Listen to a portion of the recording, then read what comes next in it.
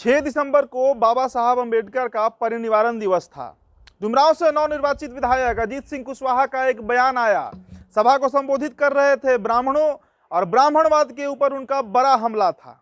बात वो कर रहे थे इक्वालिटी की, बात वो कर रहे थे समाज के उस तबके का जो अभी तक वंचित है बहुत से फायदों से। बहुत सरकारी संस्थाओं की अगर हम बात करें तो वहाँ पर शायद उनका रिप्रेजेंटेशन ना के बराबर है। 30 साल होने को है, मंडल कमीशन लागू हुए, रिजर्वेशन उन्हें मिल गया, पर करिया मुंडा का रिपोर्ट कुछ और ही कहता है। उनका कहता है कि वृद्धि दर सरकारी संस्थाओं में, नौकरियों में, कॉलेजेस में बहुत कम है, ना के बराबर वृद्धि हुआ है रिजर्वेशन मिलने के बाद भी। वही रिजर्वेशन जिसका विरोध समाज का एक तबका, जिनका आबादी लगभग 15 से 20% है, वो करते आए हैं। इसके बाद अजीत सिंह कुशवाहा के इस पोस्ट पर बहुत जमकर गालीबाजी हुई। कई लोग जो सवर्ण तबके से आते हैं वे उन्हें गाली दे रहे हैं, उनके खिलाफ धरना प्रदर्शन भी कर रहे हैं। इक्वालिटी पर हम जिक्र करेंगे जो आर्टिकल 14 से और आर्टिकल 32 तक जाता है, जिसमें राइट्स का जिक्र किया गया है, हमारा जो अधिकार है उसका जिक्र किया गया है संविधान में। आदेश पुरी मेरे साथ है, मेरा नाम उदीप तारियन है और एचएस बिहार पर आप ये वीडियो देख रहे हैं। डुमरांव और बक्सर की बात करें तो वहां पर काफी ज्यादा बवाल मचा हुआ है इस पूरे प्रकरण को लेकर। अजीत सिंह कुशवाहा इसके पक्ष में भी एक पोस्ट सोशल मीडिया पर अपने पेज पर डाल चुके हैं। गाली क्यों दिया जा रहा है उन्हें, सवाल यही है। आदेश जी बताइए, ऐसा क्या विवादास्पद उन्होंने कहा? अगर आप वीडियो को देखें तो वो ना कहीं कोई अपशब्द यूज कर रहे हैं, ना गाली दे रहे हैं, ना संवैधानिक तरीके से कोई बात कर रहे हैं, तो इसका इस पूरे विरोध का मकसद क्या है? देखिए, संवैधानिक इसे नहीं कह सकते हैं, क्योंकि संविधान ने ये कभी नहीं कहा है कि आप दूसरे को निशाना बनाएं। संविधान सबके कल्याण का बात करता है, अपने कल्याण का बात करता है। अपना जो जाति धर्म कहें, जाति तो नहीं, धर्म है जो उसके प्रचार के लिए उसकी बात कहता है। ये कभी नहीं कहता है कि आप दूसरे को आरोप लगाएं, दूसरे को नीचा दिखाने का प्रयास करें या दूसरे को दोषी साबित करें। अब उन्होंने जो बातें कही कि ये ब्राह्मण और क्षत्रिय की, ये तो बहुत पुरानी बातें हैं। और 1947 में हम लोग को स्वतंत्रता मिली और 47 के बाद से समानता का ही युद्ध चल रहा है, देश में आंदोलन चल रहा है। और सामाजिक सुधार जो है वो बहुत लंबी प्रक्रिया होती है। ऐसा नहीं है कि वो एकाएक कोई आया और कर दिया, हो गया। ज्योतिबा फुले की बात करें तो उन्होंने एक चेतना जगाया जो कि 150 साल पहले जगाया। बाबा साहेब की बात करें तो बाबा साहेब ने एक राह दिखाया, एक दिशा दिखाया कि इस दिशा में बढ़ के हम जो हैं, जो ये हजारों साल से जो समस्याएं चली आ रही हैं, इनको ख़त्म किया जा सकता है। देश उसी रास्ते पे आगे बढ़ रहा है और उसमें समय लगता है। और जब तक सभी के समाज के जो सभी वर्ग हैं, ऐसा नहीं है कि केवल सवर्णों के हाथ में ये जिम्मेदारी सौंप दी गई है कि उन्हें वो बराबरी का हिस्सेदारी दें या उनको समान माने, बल्कि बाबा साहब हमेशा ये कहते थे कि सबसे पहले खुद को साबित करना होता है, खुद को अच्छा दिखाना होता है, खुद को योग्य बनाना होता है। तो जब तक हम नहीं वो बनाएंगे, जब तक अभी भी जो दलित वर्ग हैं, पिछड़े वर्ग हैं, उनमें उतना चेतना और उतना उनका विकास नहीं हो पाया है। जब उसका विकास हो जाएगा वो अपने आप मुख्य धारा में आ जाएंगे। आप देखिए, बहुत सारे ब्यूरोक्रेट हैं, नेता हैं जो कि दलित हैं, पिछड़ी जाति से हैं, लेकिन उनमें अब और जब वो चले आते हैं, वो एक चाहे अपने गांव इलाके में ही जो प्रतिष्ठित लोग हैं वो जब चले आते हैं तो वहाँ पर जाति भेद खत्म हो जाता है। वो तो जब तक ये सर्वांगीण विकास नहीं होगा, जाति भेद खत्म नहीं होता है, जाति का जो अंतर है वो खत्म नहीं होता है। उनके साथ भी कई तरह के इस तरह के मामले सामने आए हैं जब उनको अनटचेबल बताया गया है। देखिए, अनटचेबल जो है वो तो अब खत्म हो चुका है, लगभग खत्म हो चुका है। और अनटचेबल जो संकल्पना थी, भारतीय जो सभ्यता संस्कृति है, उसमें गंदगी को लेकर थी कि वो ऐसा कर्म करते थे जिसके कारण और उनके बाद उनका जो प्रॉपर सैनिटाइजेशन जो नहीं होता था, इसलिए दूसरे लोग उन्हें नहीं छूते थे। ऐसी समस्या अब बहुत हद तक जो है खत्म हो गई और गाँव तक ही अब समस्या है, क्योंकि गाँव में अभी भी अशिक्षा है और वहाँ तक जो है भारत का जो संविधान का जो मुख्य भावना है वो अभी तक नहीं पहुँच पाया। और ये जो आपने बात किया कुशवाहा जी का, कुशवाहा जी तो पॉलिटिक्स कर रहे हैं, राजनीति वहाँ कर रहे हैं कि आज भी वो जो हैं, वो जो देश समाज जो है, वो समाज के दो जो धड़े हैं, सवर्ण और पिछड़े वर्ग, उनके बीच में एक तरह से वो वैमनस्यता पैदा कर रहे हैं। एक टकराव की स्थिति पैदा कर रहे हैं और दूसरे को दोष दे रहे हैं, ब्राह्मणवाद को दोष दे रहे हैं, फिर से क्षत्रियों को दोष दे रहे हैं। तो ये हर एक काल की जो है एक समस्या होती है। और वो जो आज देखिए, आज जो मैक्सिमम सवर्ण हैं वो तो मनुस्मृति पढ़ते भी नहीं है, जानते भी नहीं है क्या है। वो आप देखिए कार्यालयों में, फिर से है बाज़ारों में, सभी जगह साथ में काम कर रहे हैं। तो इनका ये लेफ्ट का ये एक शुरू से रहा है कि खुद देखिए ना, आपको पश्चिम बंगाल में शासन था इनका इतने सालों तक, वहाँ पर क्या खत्म हो गया जाति व्यवस्था या जो भी समानता वहाँ पे आ गया, समाजवादी राज्य का स्थापना वहाँ हुआ क्या। त्रिपुरा की आप बात करें, वहाँ भी ऐसा कुछ भी नहीं है, वहाँ भी गरीबी है। और एक बात और जान लीजिए, जहाँ लेफ्ट इसकी बात करता है वहीं पर ये सबसे ज़्यादा कठोर रहता है, क्योंकि वो इसी का फ़ायदा उठाना चाहते हैं कि समाज में जो है बंटवारे की स्थिति बनी रहे, देश में बंटवारे की स्थिति बनी रहे, बटे रहे एक वर्ग दूसरे वर्ग से, और इसी का वो राजनीति करते हैं। तो वो अपनी राजनीति का जो एक प्रक्रिया है उस पर आगे बढ़ रहे हैं। और जो समाज में जो वो आर्थिक दृष्टि से भी तोड़े हुए हैं, पूंजीपति, फिर से मजदूर वर्ग, समाज में भी वो बनाए हुए हैं ब्राह्मणवाद, फिर से पिछड़े वर्ग, तो हर एक आप देखिए तो आदिवासी क्षेत्रों में भी बनाए हुए हैं, सभी जगह वो जो है बिखराव वाली राजनीति किए हुए हैं वो। तो जो कुशवाहा जी जो हैं अपनी राजनीति को आगे बढ़ा रहे हैं। और राजनीति आदेश से बीच में रोक रहा हूँ, राजनीति की हम बात छोड़ते हैं, इतिहास में थोड़ा चलते हैं। आप भी इतिहास के छात्र रहे हैं, मैं भी इतिहास का छात्र रहा हूँ। ये तो इतिहास बताता है ना, चाहे आप मजुमदार जी का इतिहास पढ़िए, या आप उपेंद्र कुमार का पढ़िए, या फिर आप संस्कृति के 4 अध्याय रामधारी सिंह दिनकर का पढ़िए, या डिस्कवरी ऑफ इंडिया पढ़िए जवाहरलाल नेहरू का। एक बात तो तथ्यात्मक रूप से बिल्कुल सही है कि गंगा के किनारे जो सभ्यता बसा है उनके जो मूल निवासी थे उन पर आर्यनों ने हस्तक्षेप किया, कब्जा किया, सप्रेस किया, उन्हें वंचित कर दिया। ये तो इतिहास इसका साक्ष्य है। डीएनए भी शायद ना मिलता हो, आर्यन रेस अलग है और द्रविडियन रेस अलग है। खैर वो बहुत पुरानी बात है, उस पर हम नहीं जाएंगे। मूल सवाल यही है कि आज़ाद हुए इतना साल हो गया, उसके बाद भी इक्वालिटी अगर हम ग्रामीण क्षेत्र में जाते हैं तो वहाँ नहीं दिखता है, ग्राउंड पर बिल्कुल वहाँ समानता नहीं है। ये समस्या है भारत में, इसको एक्सेप्ट करना होगा।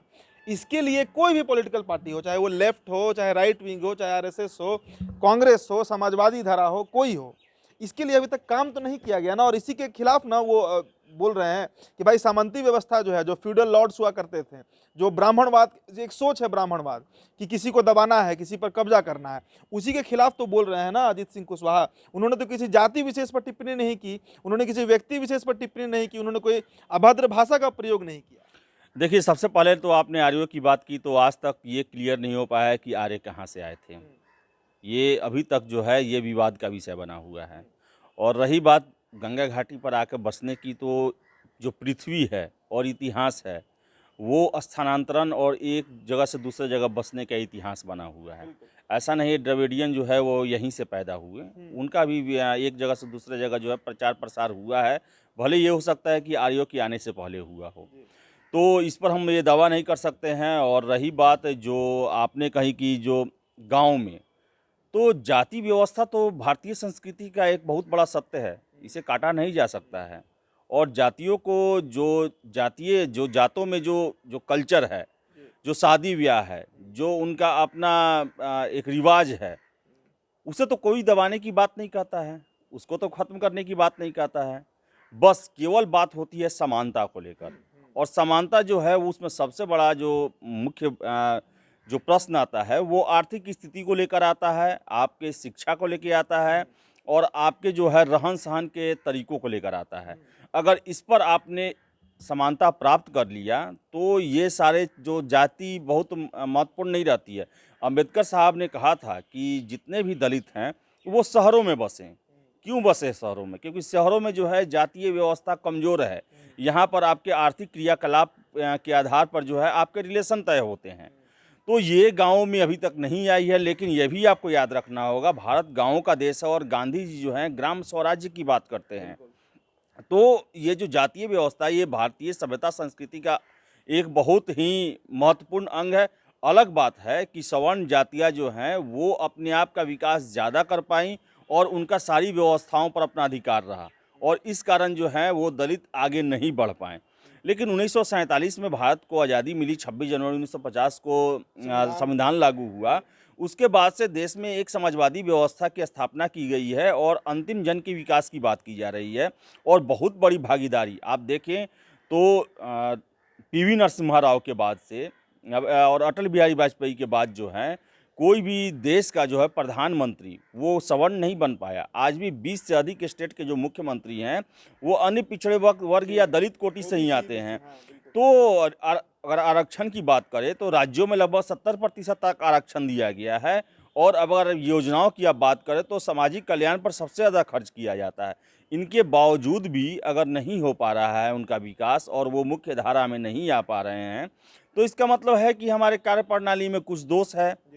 संविधान को लागू करने का जो प्रक्रिया है उसमें दोष है।